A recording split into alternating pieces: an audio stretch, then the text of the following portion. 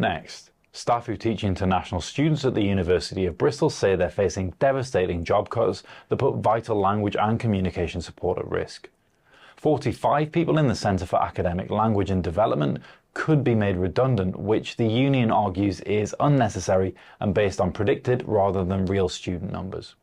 The university says demand for these courses has dropped compared to a few years ago, so they must adjust staffing levels to keep the programme sustainable. Union reps fear the cuts will leave staff overstretched and damage student experience. An open letter against the plan has gathered over 900 signatures, calling on leaders to take redundancies off the table. A mother from Wiltshire says she still has no answers after a jury found gross failures led to her daughter's death at a private psychiatric hospital near Weston-super-Mare. Lily Lucas, who was 28 and from Malmesbury, died in September 2022 after staff saw her drinking excessive fluids but didn't intervene soon enough. Signet, which ran the unit, says it's since improved staff training, boosted permanent staff and reduced its use of agency workers. Lily's mum Mary says she feels let down by a system that should have kept her daughters safe. Charity shops across the West Country say they're being used as a dumping ground, with some donations so poor they can't even be given away.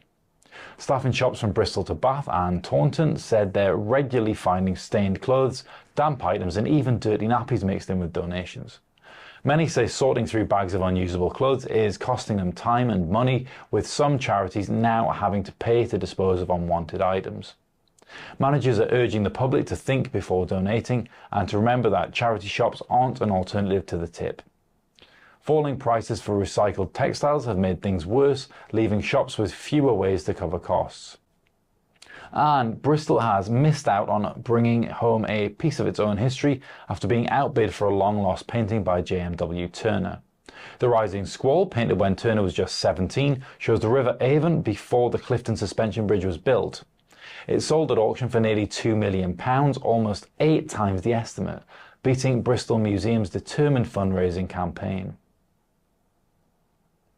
More than 1,700 people donated to the effort, but curators say it just wasn't enough on the night.